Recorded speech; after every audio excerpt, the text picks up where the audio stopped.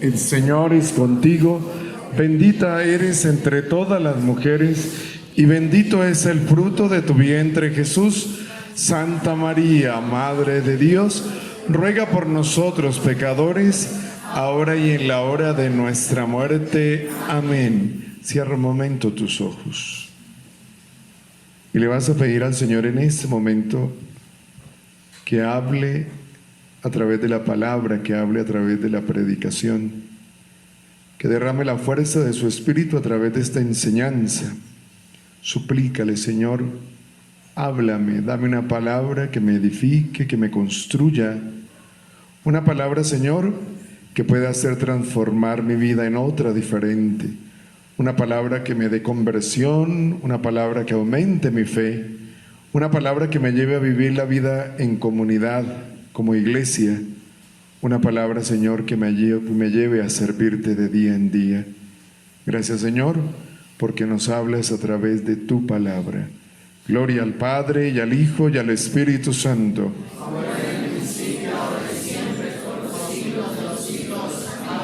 Llegado Jesús a la región de Cesarea de Filipo, hizo esta pregunta a sus discípulos: ¿quién dicen los hombres que es el Hijo del Hombre? Ellos dijeron: unos dicen que eres Juan el Bautista, otros dicen que eres Elías, otros que Jeremías o uno de los profetas. Díceles él: ¿y para ustedes quién soy yo? Simón Pedro contestó: tú eres el Cristo, el Hijo del Dios vivo. Replicando Jesús le dijo: bienaventurado eres, Simón, hijo de Jonás, porque esto no te lo ha revelado la carne ni la sangre, sino mi Padre que está en los cielos. Palabra del Señor. Gloria a ti, Señor Jesús. Tengan la bondad de sentarse. Mis queridos hermanos, hace 52 años, un grupo de personas que no eran extraños ni ajenos a la iglesia se dieron cuenta que la forma como ellos estaban viviendo y sirviendo no era de la mejor manera. Y por lo tanto ellos miraron más allá de los límites de las fronteras de la iglesia y se dieron cuenta que más allá de los límites de la frontera de la iglesia se movía una fuerza que no necesita tener una institución, sino que se mueve más allá de las instituciones. Y es la fuerza poderosa del Espíritu. Y aquel grupo de personas pidieron a aquellos hermanos que por qué no hacían una experiencia con ellos, de lo mismo que ellos estaban viviendo. Y este grupo de personas, que algunos de ellos eran catequistas, algunos tal vez dedicados a la pastoral social, a la Cáritas, otros eran dedicados a los oficios de la liturgia. En aquella época la Eucaristía era en latín, ¿no? Entonces se necesitaba sencillamente personas que pudieran colaborar más de lleno y como más conscientes de lo que estaban celebrando. Eran personas que servían al Señor, pero no lo habían experimentado en su vida. Les pasaba como Samuel, el pequeño Samuel. Recuerden que Samuel es un regalo de Dios a la mamá que le suplicó que le regalara un hijo. Y Dios, que es bueno, le regaló a Samuel. Y la promesa que le había hecho la mamá de Samuel a Dios era que lo donaba, lo que lo destinaba al servicio de él.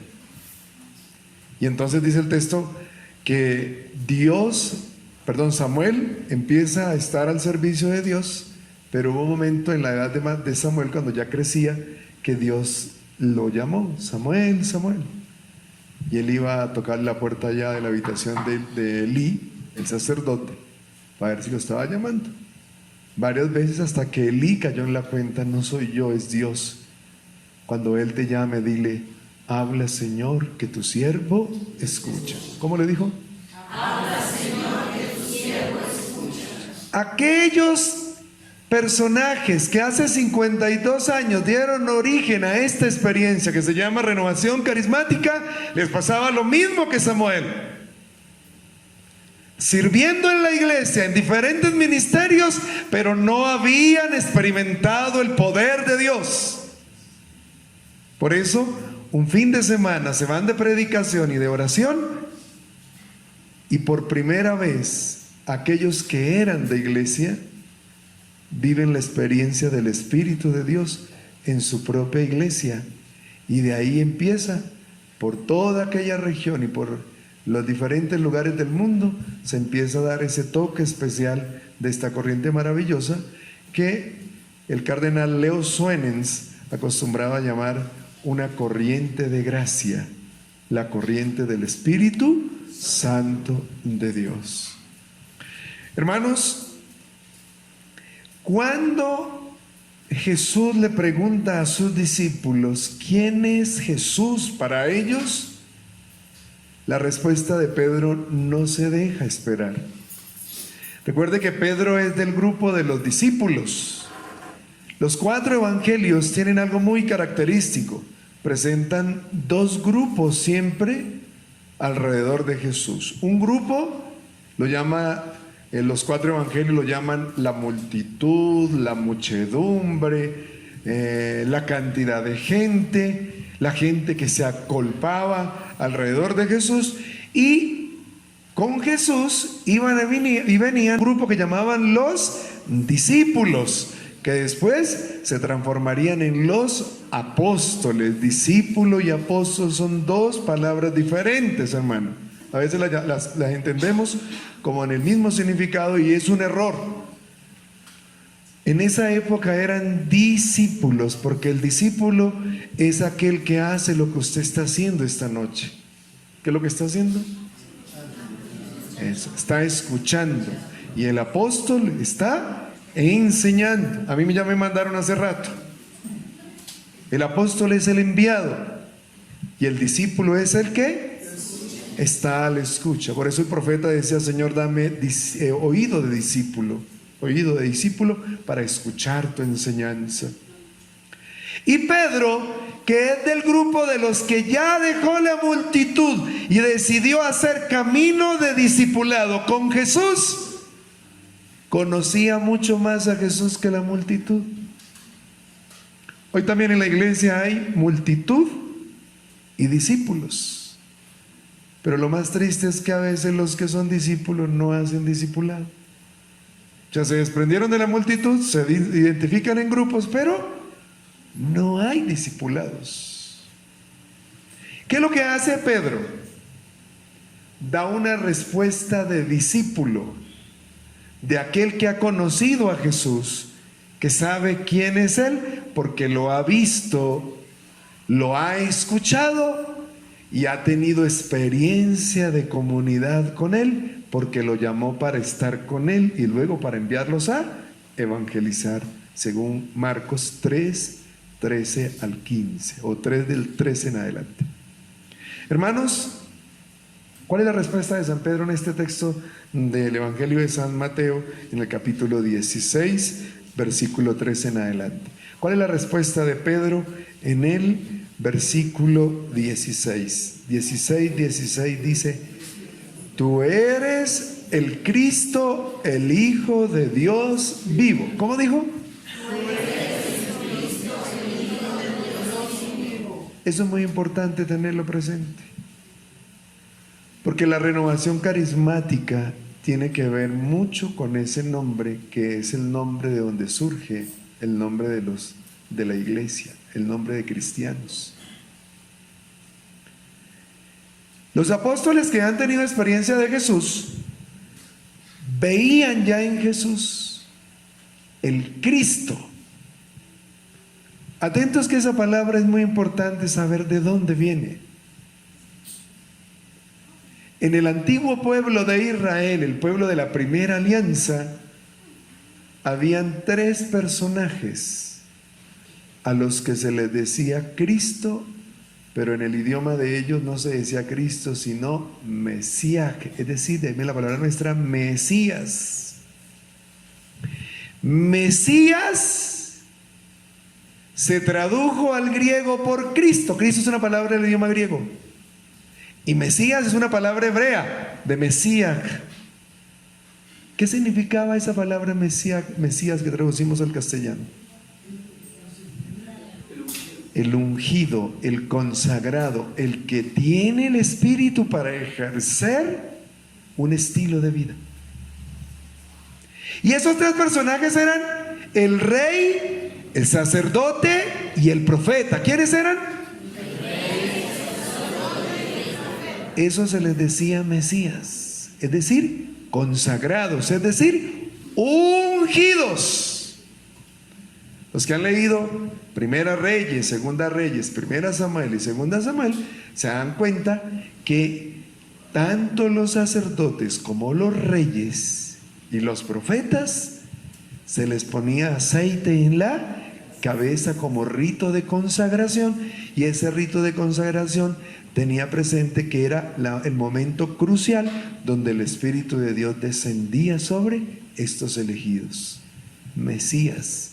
Cuando la Biblia se tradujo del Antiguo Testamento al griego, la forma como tradujeron Mesías al griego fue Cristo. Y de ahí viene la palabra cristiano. O sea que el cristiano, ¿quién es? El ungido, el consagrado, el elegido, el destinado para Dios. Un aplauso grande al Espíritu Santo.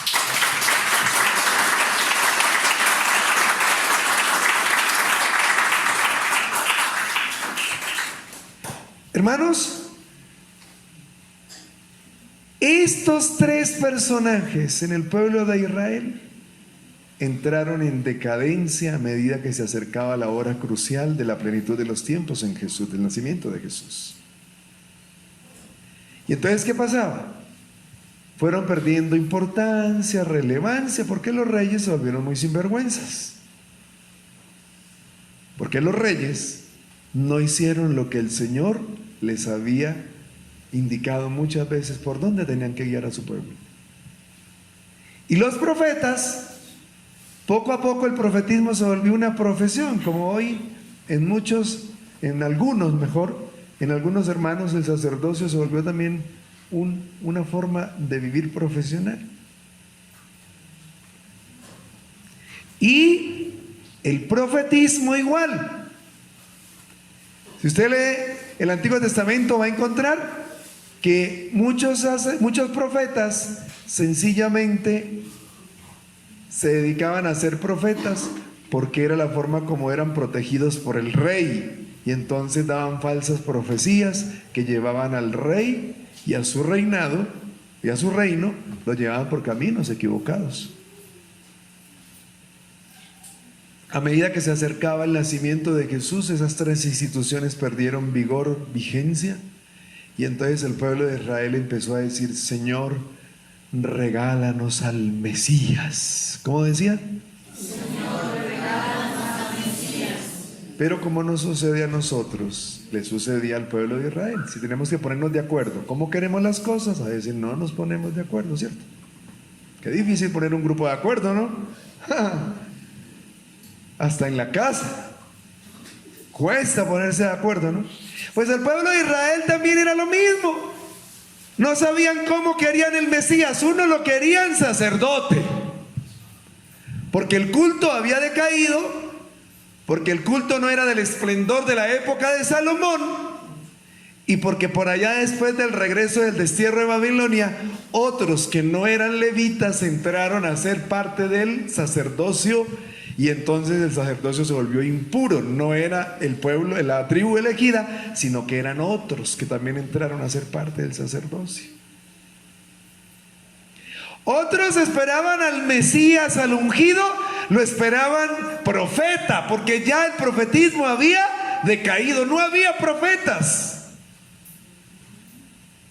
Y entonces necesitaban quien les volviera a hablar en nombre de Dios.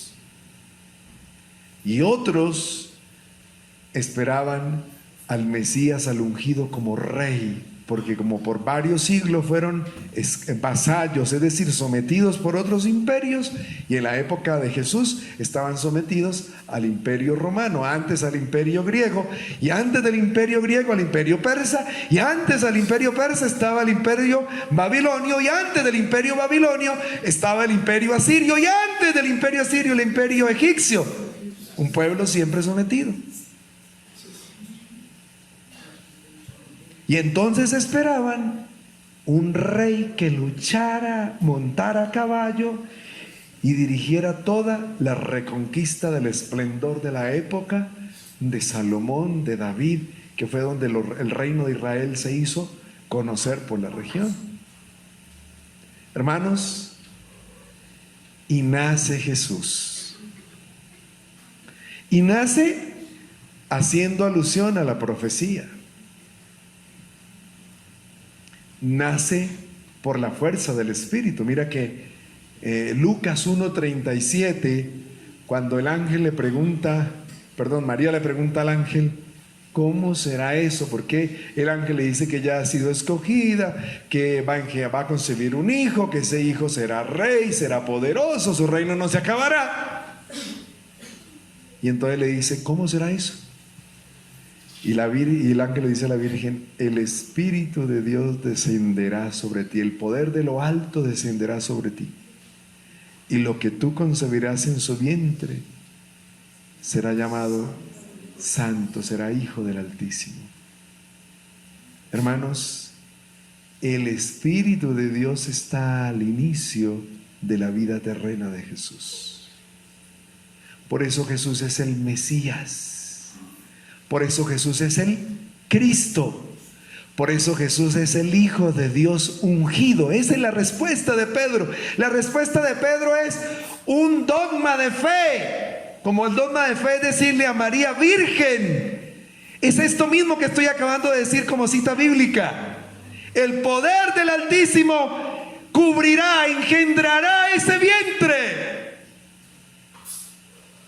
Y eso es lo que Pedro, aquel Pedro que camina con Jesús, que es discípulo, que hace escuela, que camina con Él, que ha visto quién es Él, puede responder con plena autoridad. Tú eres el Mesías. Otras traducciones dicen, tú eres el Cristo, el Hijo del Dios vivo.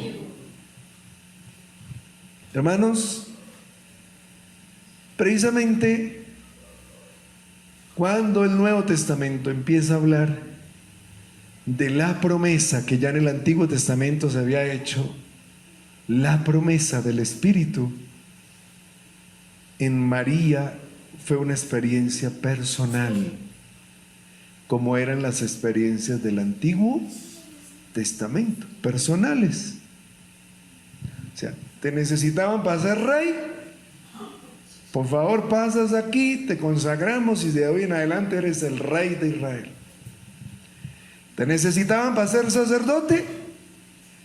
Como eras hijo de sacerdote, entonces tenías que ser consagrado para ser sacerdote. ¿Te necesitaban para ser profeta? Te llamaban al frente, te ungían con aceite, pedían el Espíritu de Dios y el Espíritu descendía y empezabas a realizar un servicio, un ministerio dentro del pueblo de Israel. Eran escogidos, eran experiencias personales.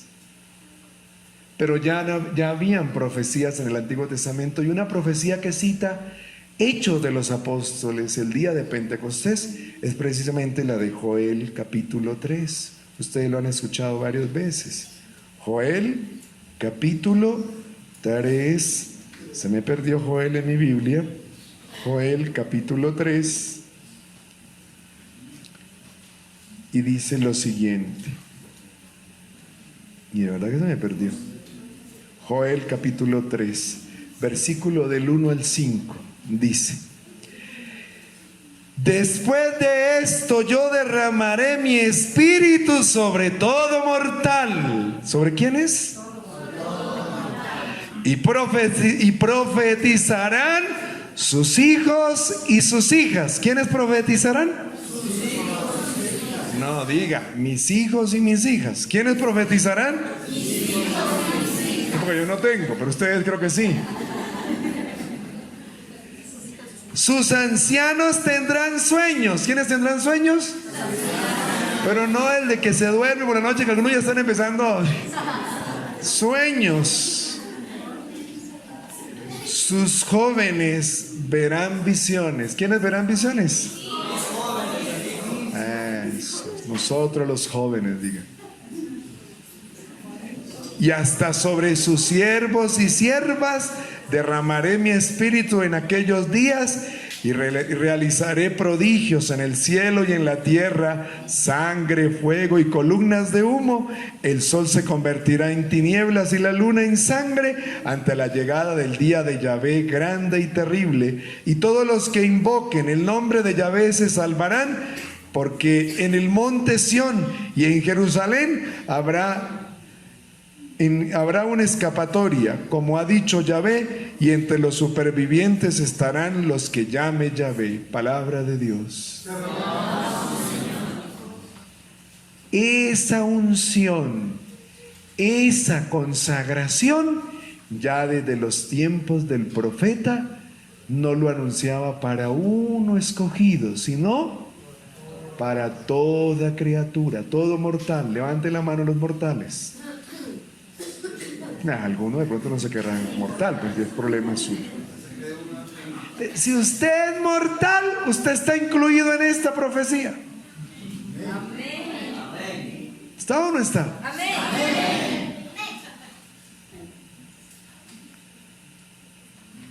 Usted es consagrado por el bautismo. Por eso, además de esa profecía del Antiguo Testamento, cuando usted lee el Evangelio de San Juan en el capítulo 14, capítulo 15, capítulo 16, en esos 3 capítulos de San Juan, Jesús va a hablar de la promesa. Y dice, Juan 14, 16, y yo pediré al Padre y les dará otro Paráclito para que esté con ustedes para siempre, el Espíritu de la verdad, a quien el mundo no puede recibir porque no le ve ni le conoce, pero ustedes le conocen porque mora con ustedes y está con ustedes. Palabra del Señor. Jesús dice que pedirá al Padre un Paráclito. Oiga, la palabra Paráclito es bien interesante. La palabra Paráclito viene de la palabra griega para y la palabra kaleo. Kaleo es la forma de decir en griego llamar. Es el verbo llamar, kaleo. Y para es una expresión. De ahí también esa palabra está unida a la palabra parroquia. Para significa el que está aquí alrededor o el que está al lado mío. Cuando Jesús dice, le diré al Padre que les envíe el Paráclito, algunas traducciones, por analogía, traducen abogado. ¿Por qué? Porque el abogado es el que está al lado de alguien para defenderlo, ¿no? También traducen el defensor. Pero el sentido es del verbo parakaleo, es decir, el que es llamado para estar al lado suyo. Ese es el Espíritu Santo, el que es enviado por Dios Padre a través de Jesucristo para estar al lado tuyo, para ser un asistente, para ser el defensor, para ser un abogado. El Espíritu de Dios es eso para la iglesia, para cada uno de nosotros. Es aquel que está ahí, pero tienes que llamarlo. Si no, no vendrá. Monseñor Alfonso Uribe Jaramillo, un obispo colombiano, que fue el iniciador de esta experiencia de la renovación en Colombia, decía que el Espíritu Santo, Paráclito, el Espíritu Santo es un Paráclito, y él decía, y es muy caballero. No viene ni entra si usted no lo invita a seguir. Oiga, hermano, invítelo. Todo momento, en cada circunstancia. Invítelo en toda situación. Es el Paráclito. Ha sido dado para estar al lado suyo, para estar contigo, para interactuar contigo como hace el abogado con un defendido, ¿cierto? Con un representado. Eso hace el Espíritu de Dios en cada uno de nosotros. Y dice, el Espíritu de la verdad, a quien el mundo no puede recibir porque no le ve ni le conoce, pero ustedes lo conocen porque mora en ustedes y está en ustedes. Por eso es que va a decir después San Pablo, en la primera carta a los Corintios, en el capítulo 6, versículo 19, que usted y yo somos templos del Espíritu. ¿Qué es lo que somos? Eso. Cuando San Agustín, el gran Agustín, San Agustín es mi patrono de sacerdocio, lo he escogido como patrono. El gran San Agustín, cuando le escucha a San Ambrosio allá en la Catedral de Milán, esto que les acabo de decir, de que el Espíritu no está tanto fuera sino dentro en el que es bautizado, San Agustín toma la decisión de empezar el camino de la conversión, porque él buscaba a Dios de muchas maneras, pero no lo encontraba. Y por eso cuando San Agustín se bautiza y tiene esa experiencia del Espíritu de Dios, escribe una poesía bien larga y dice: hermosura tan antigua y siempre nueva, yo te buscaba fuera de mí y tú siempre estabas dentro de mí, me invitabas a estar en mí. Oh hermosura tan antigua y siempre nueva. Hermanos, Jesús en este Evangelio de San Juan nos pone de manifiesto que el Espíritu es Paráclito y más aún mora por el bautismo en ti, si le creemos al apóstol Pablo en 1 Corintios 6, 19. Somos templos del Espíritu Santo. A mí me sirve mucho esa figura de templo y de sentir que yo soy templo del Espíritu de Dios hasta para vencer mis tentaciones. Claro, yo digo, soy templo de Dios. No puedo andar por allá de cualquier manera, yo soy templo de Dios. Dios habita en mí. Y en segundo lugar, dice el Evangelio de San Juan, ahí mismo en 14, 26, dice: pero el Paráclito, el Espíritu Santo, que el Padre enviará en mi nombre, se los enseñará todo y les recordará todo lo que yo les he dicho. Palabra del Señor. Gloria a ti, Señor Jesús. O sea, lo que hace el abogado, el Paráclito, nos lo enseña, nos lo recuerda todo. Aquellos que les da miedo ponerse delante de un grupo, evangelizar. No es cuestión suya, hermano. No es cuestión suya. Es cuestión del Espíritu de Dios. Si usted me hubiese conocido a mí hace 26 años atrás, era muy nervioso. Me ponía delante de un grupo y eso sudaba, me ponía rojo, verde, de todos los colores. Y mi confesor, mi director espiritual, me dijo: dobla rodillas, vete delante del Señor y pídele que le regale el Espíritu Santo para que esos nervios, el Señor te libere de todo eso que viene por una educación tal vez un poco complicada en tu casa. Sí, hermano, es verdad. El Espíritu de Dios, cuando te pone aquí, sencillamente te ayuda a dirigir la enseñanza. Usted no imagina cuando yo estoy predicando, lo que estoy haciendo ahora, cómo mi cerebro va como en 2, 3 direcciones craneando las ideas. Sí, hermano, el Espíritu de Dios no es de inteligencia solamente humana, no creo, ¿cierto? Es esa gracia divina que cuando toca, perfecciona, ilumina, orienta y va dirigiendo, porque es la guía de la iglesia. Y te hará recordar a nivel personal, para tu fe personal y comunitaria, precisamente la enseñanza que el Señor nos propone en tantas ocasiones. Imagine, usted debiera ser un santo con tanto que ha escuchado predicar del Señor, ¿o no? ¿O no? ¿Cuántos años lleva usted escuchando la predicación? ¿Cuántos años, mi hermano? ¿Y todavía alguno no se convierte del todo? Algo está pasando en esa experiencia del Espíritu de Dios, ¿o no? ¿No lo dejas actuar? ¿O crees que eres mejor que Él? Y entonces ese paráclito no funciona como paráclito, porque tú lo anulas. Y se te ha dado ese paráclito para que te recuerde todo, para que te revele todo lo que está a tu alcance para ser revelado. El Señor no va a revelar más allá de lo que no puedas, ¿no? Primero tienes que llegar a ser fiel en lo poco para que el Señor te confíe mucho más. El Señor no es irresponsable, no. Dios Padre no es un irresponsable, es muy responsable. Y dicen, este todavía es lo mismo, y 10 y 15 años, y sigue en lo mismo. ¿Qué le voy a confiar más? Se enloquece, se chifla, ¿o no? Claro. Hermanos, y dice también San Juan 15, 25, dice: pero es para que se cumpla lo que está escrito en su ley.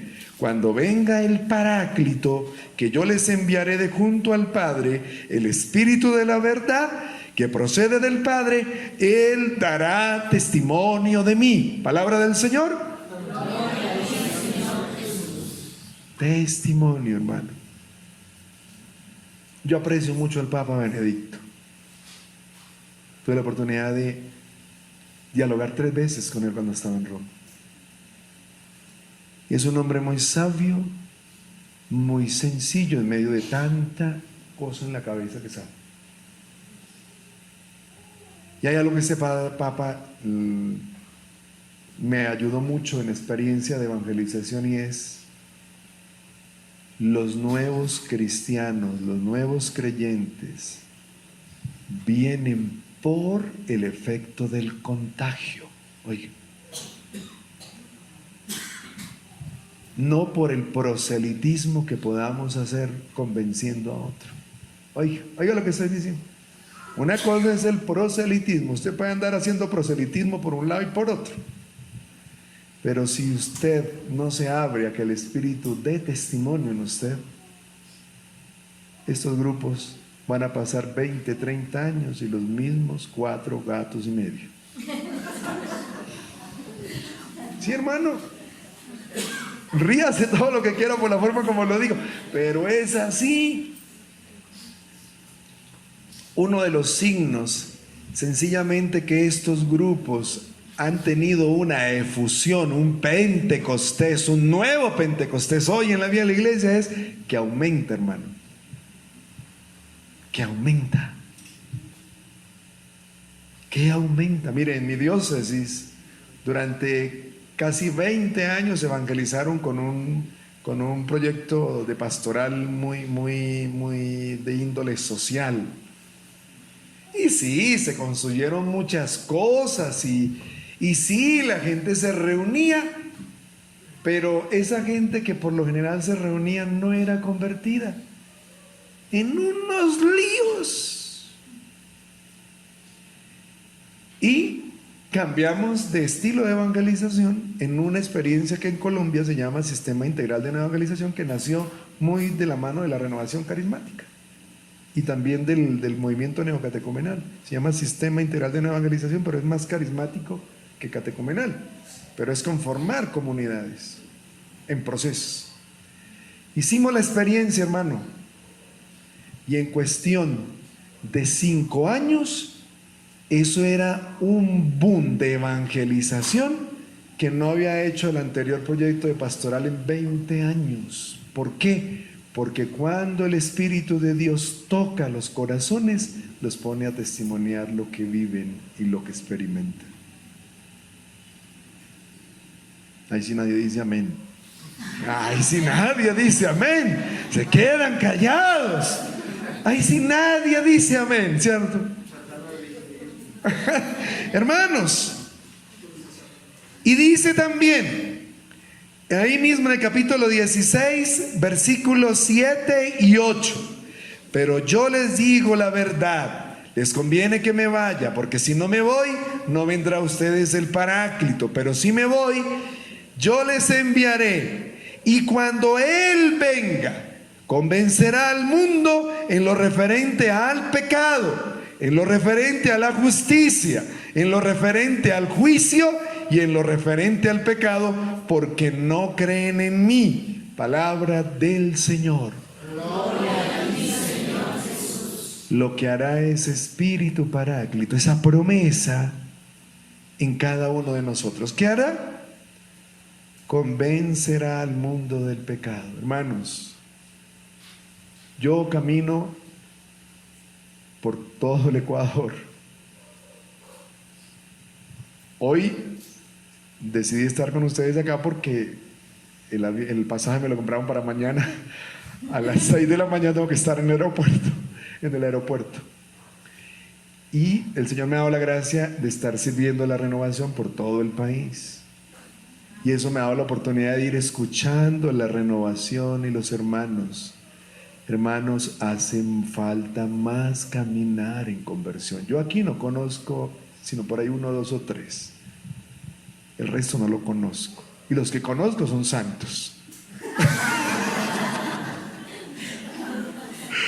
Pero oye, hermanos, mire, veo una renovación que le falta conversión. Andan en líos, en problemas con la administración de los bienes, en problemas con lo afectivo, en problemas con los hijos, hogares destruyéndose. Y uno dice, ¿aquí qué es lo que pasa? Bueno, ¿está el Espíritu de Dios o no está?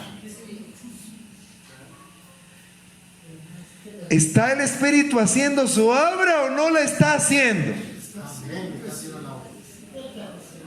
Y entonces, ¿por qué a veces hay unos líos terribles, hermano? Uno dice, bueno, entonces, ¿qué es lo que pasa? ¿Sí Pentecostés o no Pentecostés?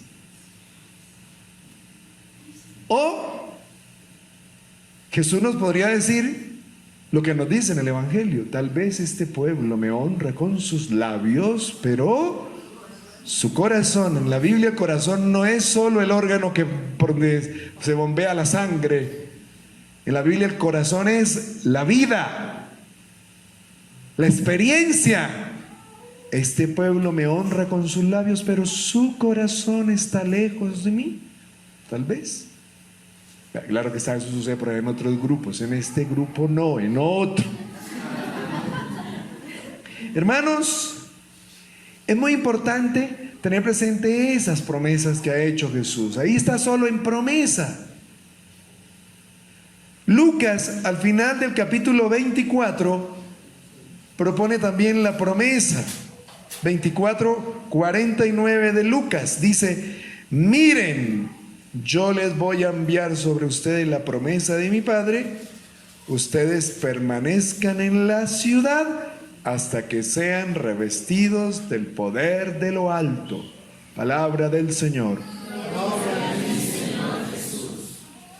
Permanezcan en la ciudad. ¿Cuál es la ciudad? Jerusalén. ¿Cuál es la ciudad? Y el Apocalipsis pone de manifiesto que la iglesia es la nueva Jerusalén. ¿Qué es la iglesia? Entonces, ¿dónde tienes que permanecer?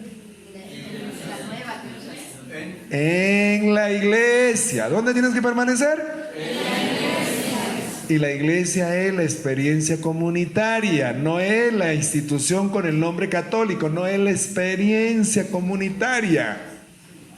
O sea, permanezcan en comunidad, permanezcan en la iglesia, permanezcan en Jerusalén, permanezcan en la ciudad, porque Pentecostés no es un don individual, sino un don comunitario.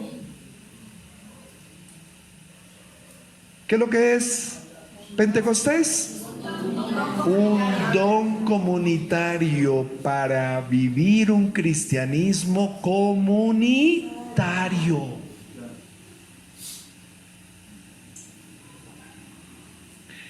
Hermanos, ¿por qué a nosotros nos pasa y corremos en la tentación? ¿Qué le pasó a Pedro? Ese Pedro. Maravilloso Pedro. A veces acertaba, pero a veces salía con unas. Ay. Y si a veces le tenían que jalar las orejas porque hacía una más. Como ciertos futbolistas individualistas, ¿cierto? Hacen una más y se tiran el equipo. El Evangelio de San Mateo, en el capítulo 14, versículo 22, dice: inmediatamente obligó a los discípulos a subir a la barca. ¿A dónde los obligó a subir? Y a ir por delante de él a la otra orilla mientras él despedía a la gente. Después de despedir a la gente, subió al monte a solas para orar. Al atardecer estaba solo allí. La barca se hallaba ya lejos de la tierra. Muchos estadios adentro, zarandeada por las olas, pues el viento era contrario. Y a la cuarta vigilia de la noche vino él hacia ellos caminando sobre el mar. Los discípulos, viendo caminar sobre el mar a Jesús, se turbaron y decían: es un fantasma, y de miedo se pusieron a gritar. Pero al instante les habló Jesús diciendo: ánimo, soy yo, no teman. Pedro le respondió: Señor, si tú eres, mándame ir hacia ti sobre las aguas. Jesús le dijo: ven. Bajó Pedro de la barca y se puso a caminar sobre las aguas, yendo hacia Jesús. Pero viendo la violencia del viento, le entró miedo, y como a comenzar a hundirse, gritó: Señor, sálvame. Al punto Jesús tendió la mano, le agarró y le dice: hombre de poca fe, ¿por qué dudaste? Subieron a la barca y amainó el viento. ¿Dónde subieron? Y los que estaban en la barca se postraron ante él diciendo: verdaderamente eres hijo de Dios. Palabra del Señor. Gloria a ti, Señor Jesús. Jesús, ¿qué estaba haciendo? No, ¿qué estaba haciendo antes de que se subieran a la barca? Antes de que se fuera a orar, ¿qué estaba haciendo? Lo que estoy haciendo yo ahora. Predicando. ¿A quién le predicaba? A la multitud, y como por efecto dominó también a los discípulos, porque estaban con él. Vea, los dos grupos. Los discípulos, porque a la multitud también hay que predicarle, hermano. No se queden solo predicándose aquí entre ustedes, no más. Salgan a predicar. El Papa, este Papa, santo Dios, este Papa nos ha dicho de muchas maneras: vayan a la periferia, es decir, vayan a buscar al que no está para que esté. Eso es lo que hacía Jesús. Le estaba predicando a la multitud, porque los nuevos cristianos que van a perseverar con mayor potencia y mayor interés, porque están más confundidos, son los que están en la multitud fuera. Deje de andar pescando aquí en la iglesia. Los de fuera vendrán cuando tú vayas a anunciar. Y cuando esos de fuera vengan y empiecen a dar testimonio de lo que ellos eran, los de aquí cerca vendrán por montones. Sí, hermano, no estoy hablando una teoría. Lo he hecho como experiencia y es verdad, porque esos de fuera son aquellos grandes monstruos de la predicación que darán testimonios monstruosos, es decir, gigantescos, de lo que el Señor fue capaz de hacer para traerlos acá. Y esos de cerca escucharán y vendrán. ¿Qué hace Jesús? Ora, como hacen todos los carismáticos, ora. La barca sube a cruzar el mar de Galilea, el lago de Galilea, suben a la barca. En el Nuevo Testamento la barca es el signo de la iglesia. Y la iglesia es la palabra para decir comunidad. Oiga, la barca es la palabra para indicar la figura de la iglesia. Y la iglesia es la palabra que utilizamos para decir comunidad. Porque esa palabra iglesia viene de la palabra cajal en el Antiguo Testamento. Q-A-H-A-L, cajal. Y ese cajal era la palabra que utilizaban las 12 tribus cuando se regaron por la tierra prometida. De vez en cuando se tenían que reunir, ¿no? Porque se tenían que poner de acuerdo la enseñanza del Señor, se tenían que poner de acuerdo cómo dirigirse como pueblo. Y esa reunión de las 12 tribus se llamaba cajal. Pueblo de Dios reunido a escuchar la enseñanza del Señor y a escuchar los problemas del pueblo, para que con lo que escuchaban del Señor pudieran solucionar los problemas del pueblo. Eso es cajal. Cuando la Biblia se traduce del hebreo al griego otra vez, cajal se traduce por eclexía. Y ahí vuelve a aparecer otra vez la palabra eclexía, que viene de la palabra kaleo. Y la conjunción, la preposición ek, que significa llamado, es decir, direccionado, perdón. Es decir, cajal, los griegos lo entendieron como el pueblo que es llamado para que se reúna, para escuchar a su Dios y escucharse a sí mismo para solucionar los problemas a la luz de lo que el Señor les daba. De ahí viene de eclexía, viene la palabra iglesia al castellano.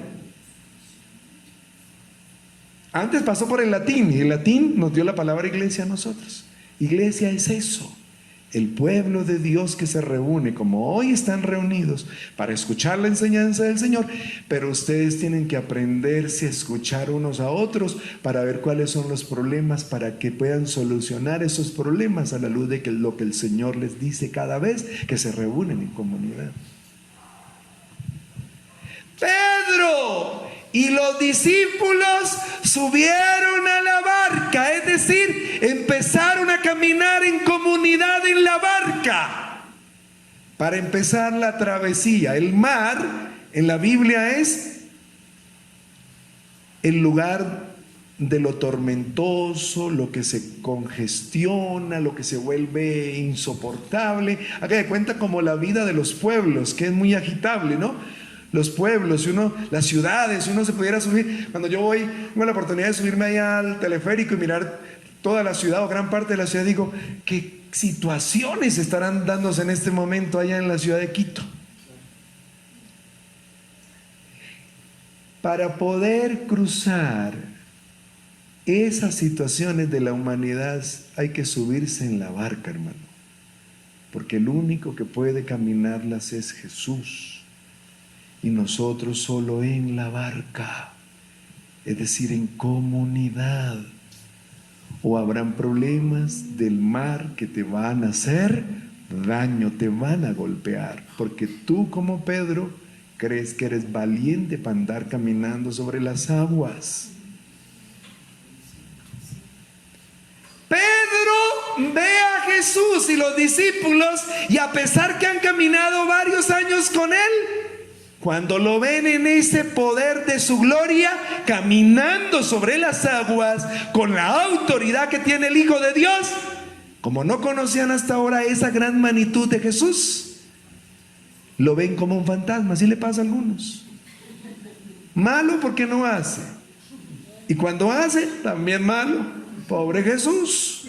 Así le pasa, que algunos le tienen miedo a Jesús. ¿Y qué hace Pedro? Lo que hacen algunos hermanos. Ven a Jesús, lo reconocen, pero le dice: Señor, chéverísimo, dame de ese poder, dame de esa gloria, dame de esa gracia. Jesús no te va a prohibir nada, Porque la fe no es un cúmulo de prohibiciones. Favor, borrar esa palabra de la fe. El Papa Francisco ha insistido mucho en eso. La fe no es prohibición. La fe es una experiencia que usted tiene que hacer, aunque te equivoques en tus errores, en tus equivocaciones, como sea. ¿Qué hace Jesús? ¿Quieres caminar? ¿Quieres caminar, sí o no? Camina. Y cuando va caminando, ¿qué le pasa a Pedro?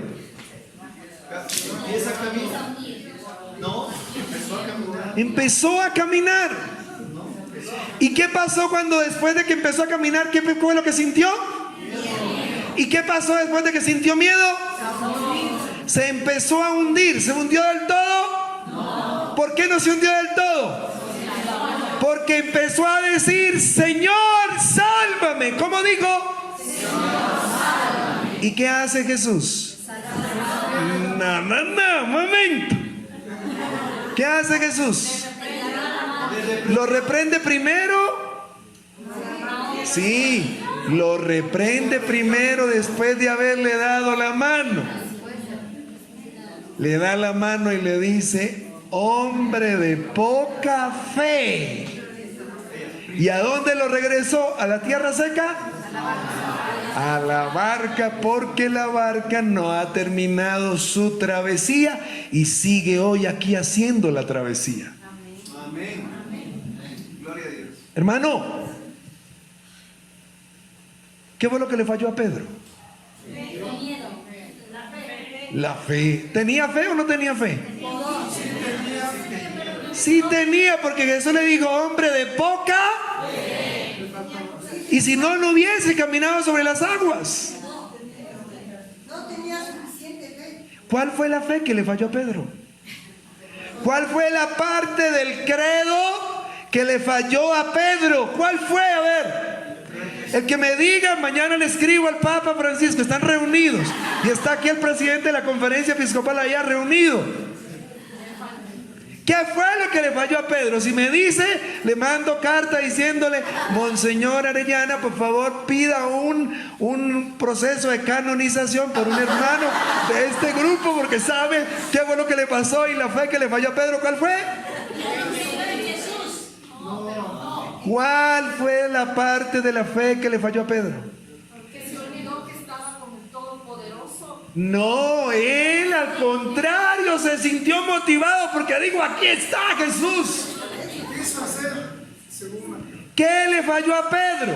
Lo que le falla a algunos de ustedes, lo que le está fallando a la iglesia en muchos lugares, lo que le falla a la renovación carismática y a muchos movimientos de la iglesia. ¿Qué le falló? ¿Dónde estaba Pedro? ¿Con quiénes estaba allá? Con los discípulos. Cuando decidió caminar buscando a Jesús, ¿con cuántos de ellos se fue? Solo. Entonces, ¿cuál fue la fe que le falló a Pedro? La fe de comunidad. La fe de la iglesia. La fe de comunidad, no la iglesia como institución, la fe comunitaria, mi hermano.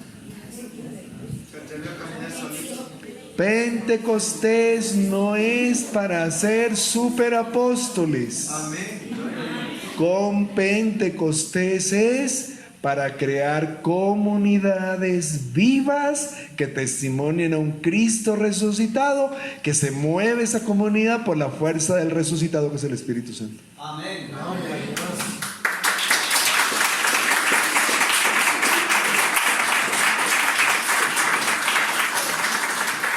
No ha de faltar el que esté pensando ya irse del grupo.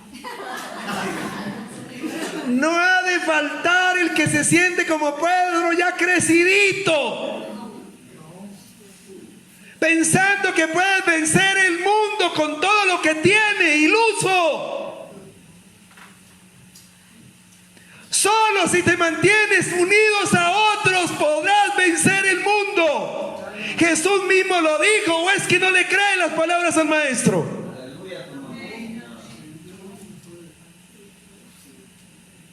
Hermano,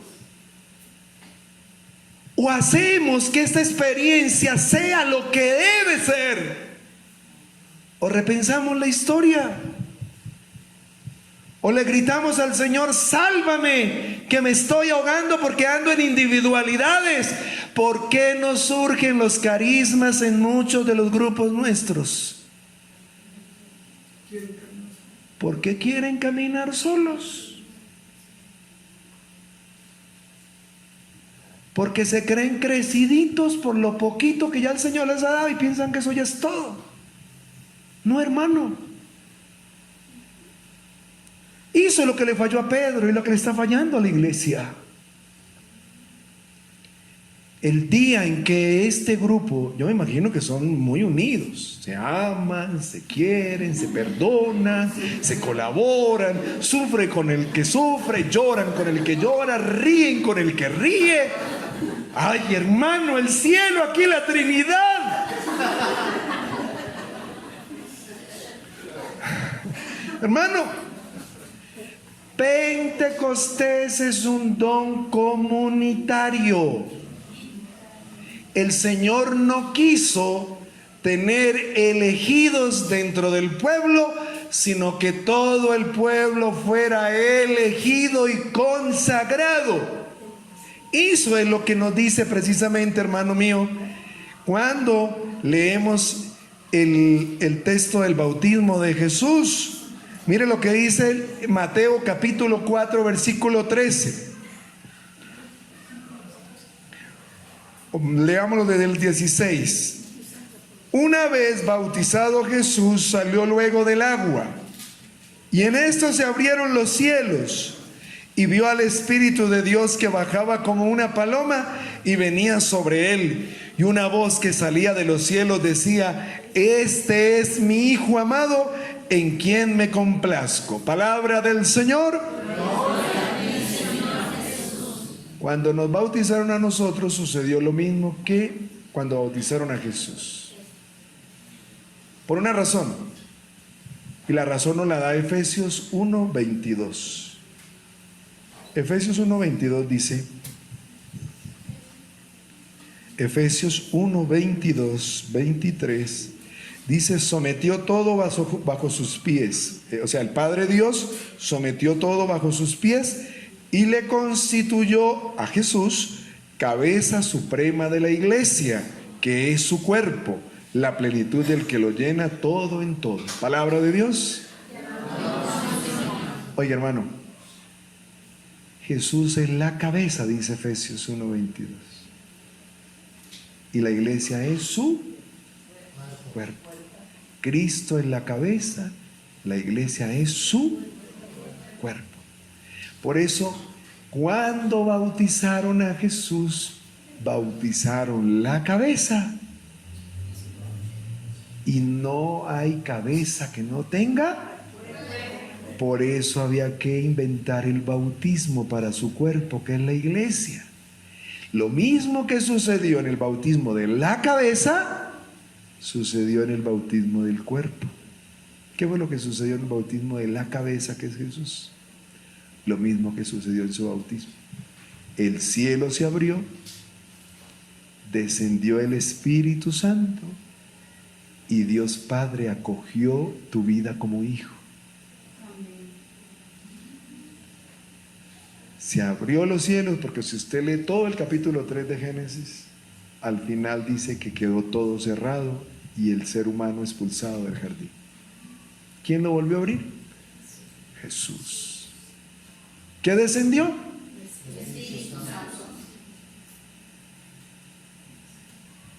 Porque Jesús es el ungido, el consagrado. Y cuando Jesús lo bautizaron, Papá Dios pone de manifiesto diciendo: este es mi hijo. Y cuando a ti te bautizaron, Papá Dios también te dijo: este es mi hijo, mi hija. Porque el cristianismo es la relación de los hijos con el Padre Dios. Ser cristianos es aprender a ser hijos de Dios. ¿Mirando a quién? A Jesús, que es el Hijo guiados por el Espíritu Santo. Por eso Romanos 8:14, ¿qué va a decir? Aquellos, voy a leerlo para no errarme en media palabra. Aquellos, dice Romanos 8:14, que son guiados, dice, en efecto, todos los que se dejan guiar por el Espíritu de Dios son hijos de Dios.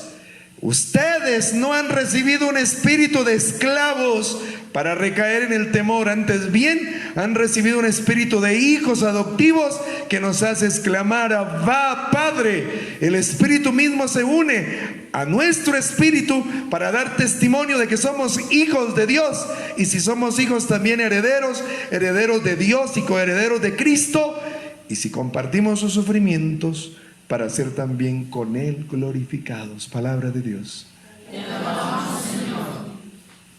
¿Qué es lo que hace el don de Pentecostés? Nos consagra a ese papá por el Hijo para vivir como hijos movidos por el Espíritu Santo de Dios. Si usted y yo no nos dejamos mover por el Espíritu Santo, no podremos llegar a ser hijos de Dios. Nos inventaremos otra cosa. Apariencia viviremos de hijos. Hermanos, por eso la promesa se hace realidad, como todos lo sabemos, el día de Pentecostés. Y al llegar el día de Pentecostés estaban todos reunidos en un mismo objetivo. De repente vino del cielo un ruido como una impetuosa ráfaga de viento que llenó toda la casa en la que se encontraban. Se les aparecieron unas lenguas como de fuego que se repartieron y se posaron sobre cada uno de ellos, y se llenaron todos del Espíritu Santo y se pusieron a hablar en diversas lenguas según el Espíritu les concedía expresarse. Todos estaban estupefactos y perplejos, y se decían unos a otros: ¿qué significa esto? Otros decían, riéndose: están borrachos. Palabra de Dios. Ese fue el primer Pentecostés. En los Hechos de los Apóstoles hay 5 Pentecostés. Este fue el primero. Pero ¿cuáles fueron las condiciones para que Pentecostés se diera? Primero, que estaban reunidos. Si usted lee el capítulo 1, antes de este capítulo que leí, dicen que estaban reunidos, estaban en un mismo lugar y estaban con la intercesión de la Virgen Madre. A 3 cosas: reunidos en un mismo lugar y con la intercesión de la Virgen María. Y en cuarto lugar, dice el texto de 2:1, se han puesto de acuerdo. Oiga ese detalle. Se han puesto de acuerdo. Estaban en oración, reunidos en un mismo lugar con la Virgen María y puestos de acuerdo. Cuando usted viene a la oración, ¿usted sí se pone de acuerdo con los hermanos para orar? ¿O cada uno anda en su individualismo de lo que le conviene en ese momento? Hermano, a veces hay que aprender, hasta los que dirigen tienen que aprender a sintonizar con los hermanos. Y hermano, vamos a orar ahora, pero es esto. O sea, renuncia a su individualismo y entre en iglesia. Y pongámonos de acuerdo. Entremos como iglesia a orar, y el poder de lo alto se va a sentir cuando hay comunidad. Porque Pentecostés no es fruto del individualismo, sino de la iglesia. Es que a veces los intereses del uno opacan el aspecto comunitario. Usted por andar preocupado porque tiene no sé a quién en el hospital, entonces no piensa sino orar por eso. O si no tiene trabajo, entonces solo el trabajo. A ver, hermano, ¿qué son los grupos de oración? Son cenáculos cada semana, donde el Pentecostés se debiera dar todas las semanas. Irradiaría toda la parroquia. irradiaría toda la arquidiócesis, irradiaría toda la nación, porque aquí se da un Pentecostés. Pero si se ponen de acuerdo, si viene cada uno con sus intereses, que ya me voy, que a qué horas termina, que estoy enfermo, que quiero esto, hermano, mejor que es en la casa. Si se vino a orar en comunidad para seguir orando cada uno, pues que en su casa, mejor o no. Y mire que en los otros Pentecostés, con esto voy a terminar, en los próximos Pentecostés, el siguiente Pentecostés está en el capítulo 4, versículo 31 de los Hechos de los Apóstoles. Aquel texto donde Juan y Pedro estaban evangelizando, los capturaron, le dijeron: prohibido hablar en nombre de ese. Hay que obedecer a Dios antes que a los hombres. Y se fueron donde estaban los hermanos y se han puesto a orar. Y entonces dice: y ahora, Señor, ten en cuenta sus amenazas y concede a tus siervos proclamar tu palabra con toda valentía. Extiende tu mano para realizar curaciones, signos y prodigios por el nombre de tu santo siervo Jesús. Y oiga lo que dice: acabada su oración, retembló en el lugar donde estaban reunidos. ¿Dónde estaban? ¿Qué estaban haciendo? Y todos quedaron llenos del Espíritu Santo y proclamaban la palabra de Dios con valentía. Palabra de Dios. Segundo Pentecostés, también en Jerusalén. Tercer Pentecostés de los Hechos de los Apóstoles, usted lo va a encontrar en el capítulo 8, versículo 14 en adelante. Felipe había evangelizado, y entonces los de Jerusalén, porque siempre llevan el cuento de que por allá ya también recibieron a Jesús, entonces Juan y Pedro van a Samaria o Samaria, de las dos formas se puede, Samaria o Samaria. Allá evangelizó Felipe. Y entonces dice: al enterarse los apóstoles que estaban en Jerusalén de que Samaria había aceptado la palabra de Dios, les enviaron a Pedro y a Juan. Estos bajaron y oraron por ellos para que recibieran el Espíritu Santo, pues todavía no había descendido sobre ninguno de ellos, únicamente habían sido bautizados en el nombre de Jesús. Entonces les impusieron las manos y recibían el Espíritu Santo. Palabra de Dios. Tercer Pentecostés, igual, estaban reunidos, orando, y un signo: les impusieron las manos. Cuarto Pentecostés, este es en Samaria o Samaria. El siguiente Pentecostés es en Cesarea de Filipo. Hechos 10. Exactamente en el versículo 44 dice: estaba Pedro diciendo estas cosas, o sea, estaba predicando, ¿no?, cuando el Espíritu Santo cayó sobre todos los que escuchaban la palabra. Y los fieles circuncisos que habían venido con Pedro quedaron atónitos al ver que el don del Espíritu Santo había sido derramado también sobre los gentiles, pues les oían hablar en lenguas y glorificar a Dios. Entonces Pedro dijo: ¿acaso puede alguno negar el agua del bautismo a estos que han recibido el Espíritu Santo como nosotros? Y mandó que fueran bautizados en el nombre de Jesucristo. Palabra de Dios. Cuarto Pentecostés, Cesarea de Filipo. Los dos primeros en Jerusalén, el tercero en Samaria y el cuarto en Cesarea de Filipo. Quinto Pentecostés está en Hechos 19 y sucede en Éfeso. Es hoy Turquía, este Éfeso. Ocurrió, 19:1. Ocurrió que mientras Apolo estaba en Corinto, Pablo atravesó la región Altas y llegó a Éfeso y encontró a algunos discípulos. Les preguntó: oiga, que estos pobres se andaban peor que todos. Escuchen el detalle. Pablo les preguntó: ¿recibieron el Espíritu Santo cuando abrazaron la fe? Es decir, cuando los bautizaron. Ellos contestaron: Pero si nosotros no hemos oído decir siquiera que haya Espíritu Santo. Si miran que están peorcitos. Estos ni siquiera han escuchado. Hermano, hay mucha gente que viene a la iglesia pero no sabe que el Espíritu Santo existe. No vayamos tan lejos aquí, entre los nuestros a veces, ¿cierto? Porque algunos, inclusive algunos viniendo al grupo piensan que el Espíritu Santo es como un energizante, ¿no? Como un Red Bull, como un... ¿Cómo se llama ese de frasco verde? ¿Cómo es ese? ¿Cómo? Vive 100 o... Es un energizante. Algunos piensan que el Espíritu Santo es un energizante.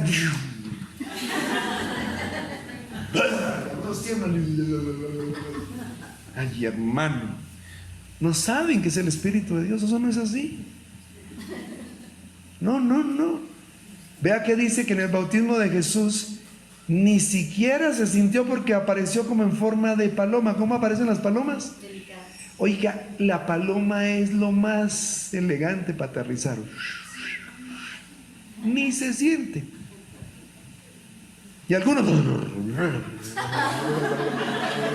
Ay, hermano, por el amor de Cristo. ¿Ah? Eso no sucede aquí, eso sucede en otros lugares.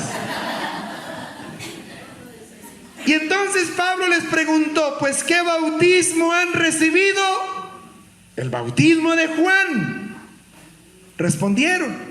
Pablo añadió, Juan bautizó con un bautismo de arrepentimiento, diciendo al pueblo que creyesen en el que había de venir después de él, o sea, en Jesús. Cuando oyeron esto, se bautizaron en el nombre del Señor Jesús. Y habiendo Pablo impuesto las manos, vino sobre ellos el Espíritu Santo, y se pusieron a hablar en lenguas y a profetizar. Eran total unos 12 hombres. Palabra de Dios. Todos tienen un mismo denominador: reunidos en un mismo lugar, orando, y han pedido el Espíritu Santo y lo han recibido. Y hay signos diferentes. El primer Pentecostés como fuego, ¿cierto? El segundo Pentecostés tembló la tierra. El tercer Pentecostés, ¿qué pasó en el tercer Pentecostés en Samaria?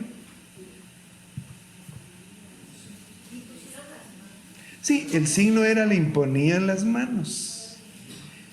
En el segundo Pentecostés se daba lo del testimonio. Testimoniaban con valentía en la predicación. Mire todos los signos que van apareciendo. En otro Pentecostés hablaban en lenguas. En otro Pentecostés el Espíritu llegaba al que menos pensó. Los que ni siquiera estaban contando como para la salvación, recibieron también el don del Espíritu, porque el Espíritu se mueve donde quiere. Cuando usted se pone de acuerdo con otros y pide el don del Espíritu, hermano, usted no lo puede controlar. Es un don que, si ahora oramos y pedimos el Espíritu, el hermano que ande pasando por la calle, sentirá también ese fuego del Espíritu de Dios. Ay, hermanos, ustedes no se imaginan lo que yo he escuchado en estos años de eso. Gente que va pasando, gente que estaba allá en una casa, gente que estaba allá solo, triste, pero que alguien estaba orando con él. También fue afectado por esa experiencia. Hermanos, Pentecostés es un don comunitario. Y un don que hace mover la iglesia a dar testimonio. Y un don que hizo que la iglesia se regara por los confines de la tierra. Un don que se hizo para que la iglesia saliera a realizar su primer ministerio, evangelizar. El primer ministerio que todo grupo tiene que organizar es el de la predicación. No es el de intercesión, hermano.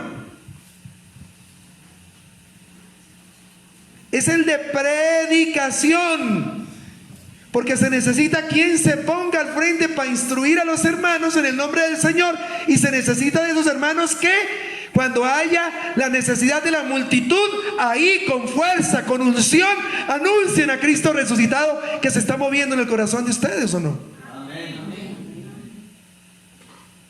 Ese es el don. Y eso es lo que hace que haga pensar que ese grupo, esa comunidad está siendo movida por el fuego de Dios. Y a nivel personal, pues entonces la filiación, que usted se sienta hijo, que tiene problemas, pero usted dice, yo soy hijo de Dios, no soy hijo de cualquiera por ahí. Y si lo es, no se resienta ni se sienta menos, porque usted tiene un Padre poderoso, capaz de realizar todo lo que sea para tu bien, ¿o no? Ustedes que son padres de familia no quieren lo mejor para sus hijos. Y piensan que es que Dios se va a dejar ganar de ustedes. ¿Ah? El don de Pentecostés, hermanos. Estos hermanos allá en Estados Unidos sencillamente se reunieron y esa experiencia tocó sus vidas, porque ellos se daban cuenta que vivían en la iglesia, pero sencillamente no había un fuego que los llevara a moverse mucho más allá de sus propias posibilidades. Fueron unos cuantos, pero esos cuantos sirvió para que esta iglesia empezara a renovarse. ¿Qué es lo que quiere la renovación? Renovar la iglesia a través de los carismas. ¿Qué es lo que quiere la renovación carismática? Y los carismas no surgen que usted deje la barca y se vaya a caminar solo por las aguas de esta ciudad grande. Ahí no surgen carismas. No, hermano. El que surge con un carisma tiene que perseverar cada 8 días y ir caminando al ritmo del que camina el grupo. Si no, te vas a quedar comiendo las migajas que caen de la mesa de el Padre. Comerás migajas y tú no debes comer migajas. Tú estás invitado a la mesa a comer de la plenitud, ¿o no? Mire, termino con esto. Ustedes como grupo tienen que procurar 4 cosas. Ya las he dicho, no sé si las ha captado. Lo primero que tienen que hacer es crecer en la conversión. No se quede con la conversión de inicio. Hoy necesitas otra conversión. ¿Cuál? No sé. No sé en qué pecado andas. ¿Acaso yo conozco tu vida? No, yo no la conozco. Hoy necesitas una nueva conversión, ¿o no? Sí. No sé cuál es la debilidad que tienes hoy. Tú la debes saber, ¿o no?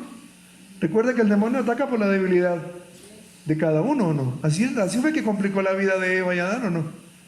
Ay, le dijo a Eva,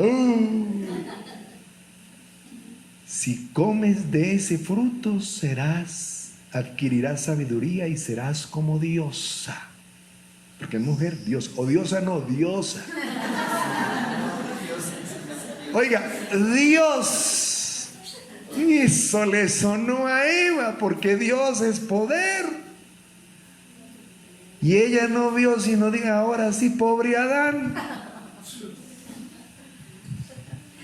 El demonio nos ataca por la parte más débil.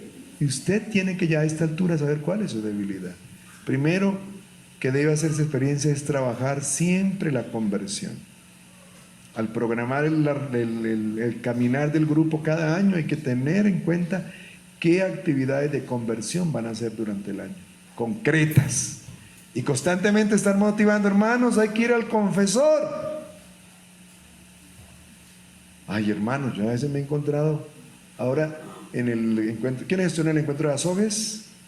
Ninguno estuvo aquí en el Azogues.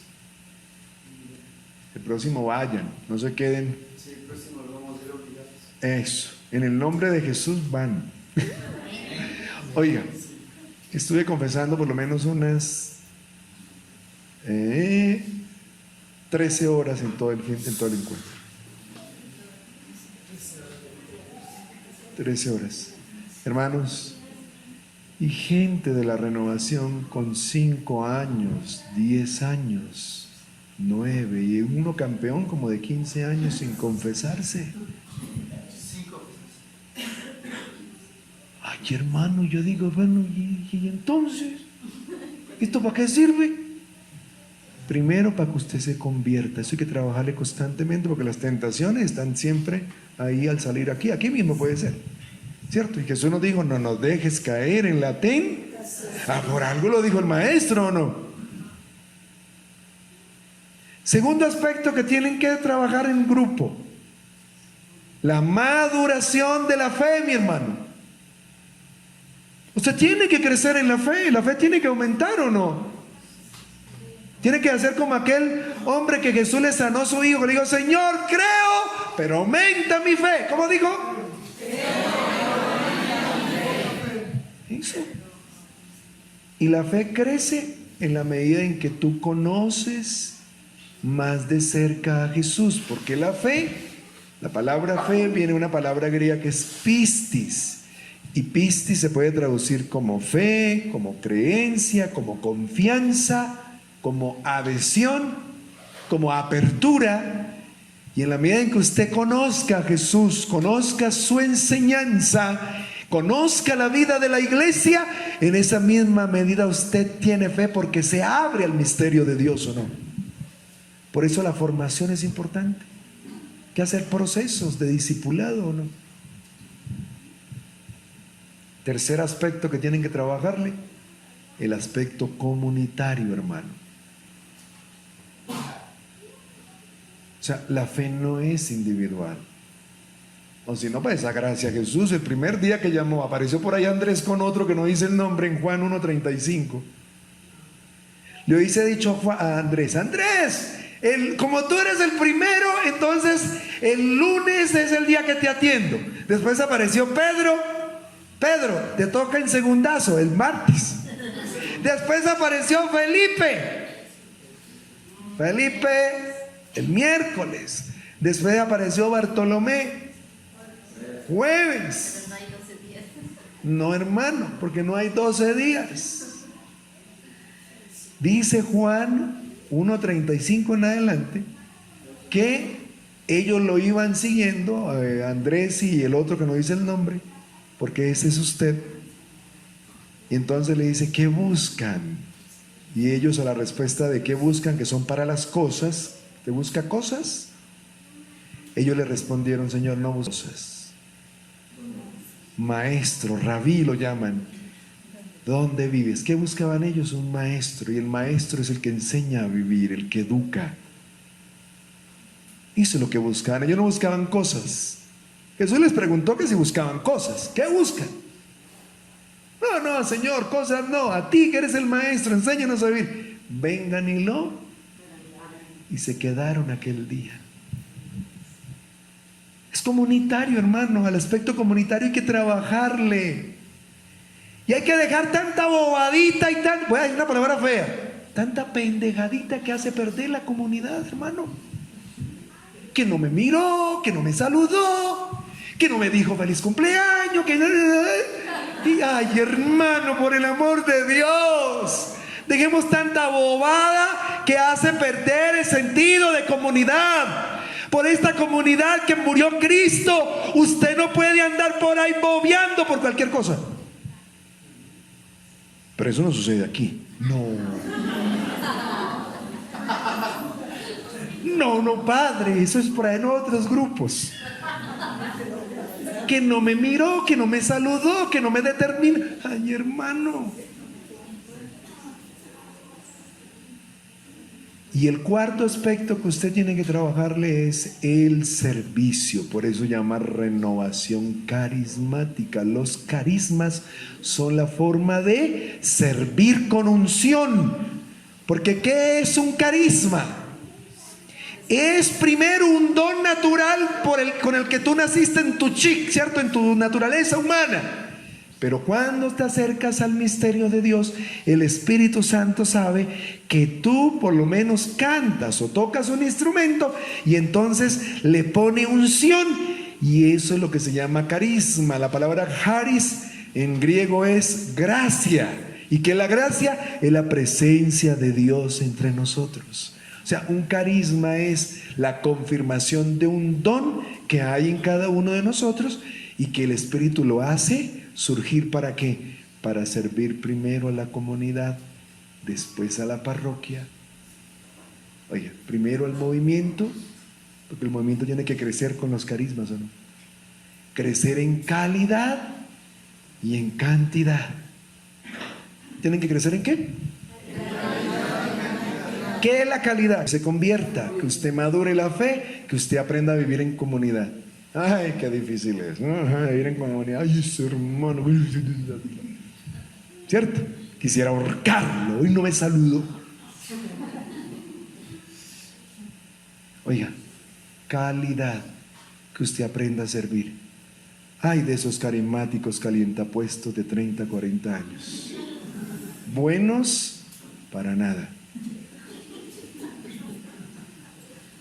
Ay, de esos carismáticos. Yo no quisiera estar en el lugar de ellos cuando vayan a la presencia del Señor. No lo estoy amenazando. No, ¿qué tal? Hermano, la calidad y la cantidad. ¿Cuántos empezaron este año? Y al finalizar el año tiene que decir cuántos produjo el Señor, porque este grupo lo mueve la gracia divina. Si no crecen, algo está pasando, mi querido hermano. Si en vez de crecer, decrecen, algo está pasando. Que no nos escuche el párroco. Hermanos, caminen así. Por eso la renovación está rescatando esos procesos de evangelización.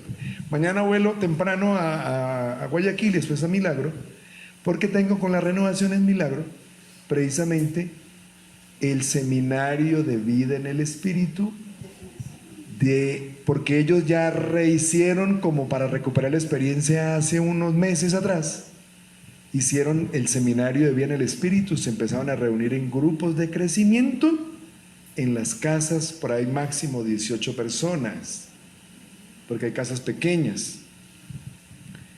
Y ahora voy a darles el segundo seminario, que es una gracia para ti. Después de 5 o 6 meses volveré para darles crecimiento, aprendiendo a caminar 1. Y después de otros 5 o 6 meses iré para aprendiendo a caminar 2. Y ahí se cierra la primera etapa de la renovación, que se llama iniciados. Si no caminan ustedes en grupos de crecimiento, hermano, no crecen. Y todas las veces se van a quedar empezando.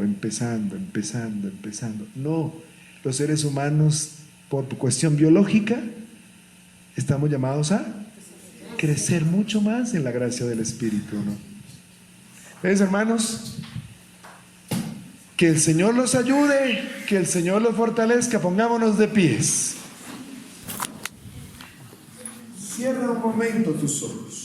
Cierra un momento tus ojos. No sé si me ayudas un poco, Rubén, con la guitarra. Vamos a pedirle al Señor en este momento. Vamos a pedirle al Señor que nos regale una efusión. Pero tú no vas a pedir para ti nada, vas a pedir para los que están aquí contigo. Espíritu Santo, vas a pedir: Señor, cierra tus ojos, cierra tus ojos. Cierra tus ojos y vas a pedir para los hermanos este don de tu gracia. Pídele al Señor. Pídele al Señor que en esta noche y de hoy en adelante haya una nueva efusión en este grupo. Reclama la promesa. Es una promesa de Jesús, también es una promesa de Dios Padre. Y el Señor es fiel cumpliendo sus promesas. Pero recuerda que el don que pides es un don para vivir en comunidad, para caminar con otros, venciendo los odios, los resentimientos, los egoísmos, los pecados que nos separan del otro. Dile: ven Espíritu Santo, ven Espíritu Santo. Dice: ven Espíritu Santo, ven Espíritu de Dios, ven Espíritu Santo, Señor y dador de vida. Ven, don de Pentecostés. Ven en esta noche a renovar tu presencia en nosotros, a renovar tu presencia de bautizado, de yo que soy bautizado, mi presencia de confirmado. Ven, ven Espíritu Santo, ven en esta noche, renueva en mi hermano tu presencia santificadora. Ven Espíritu Santo, derrama en esta noche los dones de tu presencia, tus 7 dones, para que podamos producir los frutos. Ven, ven Espíritu Santo, ven Espíritu de Dios, ven, ven Señor y dador de vida, ven, ven esposo del Espíritu Santo, esposo de la Virgen Madre, Espíritu Santo, ven, ven, ven en esta noche a tocar nuestra condición humana, como lo hiciste en el vientre de la Virgen. Ven, ven Espíritu, Señor y dador de vida. Ven, ven Espíritu Santo. Ven Espíritu de Dios. Ven Espíritu Santo, ven. Ven. No te canses de pedirlo. Ven. Pero piensa en tu hermano que está aquí contigo. Ven Espíritu de Dios, ven.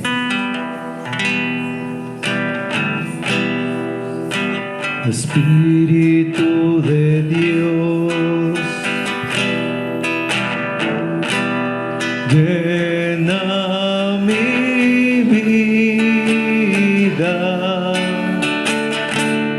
llena mi alma, llena mi ser. Como estamos pidiendo por el otro hermano, vas a decir: Espíritu de Dios, llena su vida. A ver, nuevamente. Espíritu de Dios, llena su vida. Díselo. Llena su alma, llena su ser. Llénale, llénale con tu presencia, llénale, llénalos con tu poder, llénale, llénalos con tu bondad. Díselo con unción. Y llénalos, llénalos, llénale con su presencia, llénale, llénale con tu poder, llénale, llénale con tu bondad. Y llénales, llénales, llénales con tu presencia, llénales, llénales con tu poder, llénales, llénales con tu bondad. Gracias Espíritu Santo. Gracias porque estás aquí con nosotros. Gracias amor del Padre y del Hijo. Gracias porque has producido en nosotros la gracia de experimentar al Dios vivo, al Cristo que murió por nosotros, resucitó, venció las ataduras de la muerte. Gracias Espíritu Santo, porque das vida, porque sigues dando vida a nuestra existencia. Gracias Espíritu de Dios, porque estás aquí en medio de nosotros. Deja que el Espíritu Santo toque. Haz un silencio para Él. Deja que pase. Deja que toque tu vida, tus heridas, tus pecados. Deja que el Señor restaure, dándote la gracia de perdonarte a ti mismo. No te culpes más. Déjate consolar por el Espíritu de Dios. Deja que el Espíritu Santo se encarne como se encarnó en el vientre de María. Deja que toque tu humanidad así como es. San Pablo dice que Jesús se hizo pecado por nosotros. Deja que la gracia de Dios te toque, así como estás ahora, como has venido. Él no quiere que vengas a Él bueno, sino que te vayas delante de Él después de que Él te transforme en bueno. Es Él. A Zaqueo le dijo Jesús: baja, conviene que yo entre en tu casa. Deja que el Señor entre a tu casa, tu vida, tu familia, tu hogar. Él organiza mejor que nosotros nuestra historia. Déjalo. Solo déjalo que entre.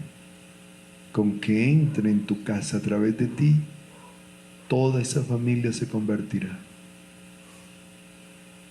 Solo déjalo que te toque. Ay, Señor, Hamnalaraya Saray. Amalarayarandalaray Siri Handar. Arayaramahalarajay Siri Handalaray. Siliri Handalarayaraja Marahalaraindaraja Siri. Déjalo que te toque.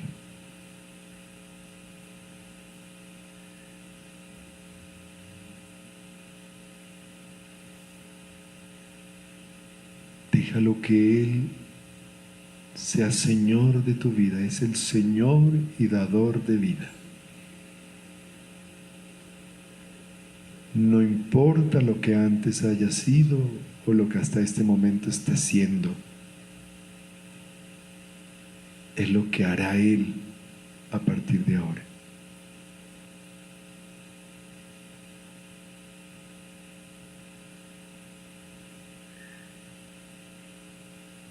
Confíate a María, la siempre Virgen, la esposa del Espíritu. Ella sí que sabe de esta experiencia que estás viviendo en este momento. Y Él lo llevó a Él en el vientre. El Espíritu tocó su humanidad. Solo ella nos aconsejó: hagamos lo que Él nos diga. Hagamos lo que Él nos diga. Dios te salve María, llena eres de gracia, el Señor es contigo. Bendita eres entre todas las mujeres y bendito es el fruto de tu vientre Jesús. Santa María, Madre de Dios, ruega por nosotros pecadores, ahora y en la hora de nuestra muerte. Amén. Gloria al Padre, y al Hijo, y al Espíritu Santo, como era en el principio, ahora y siempre, por los siglos de los siglos. Amén. Un aplauso grande a Jesús.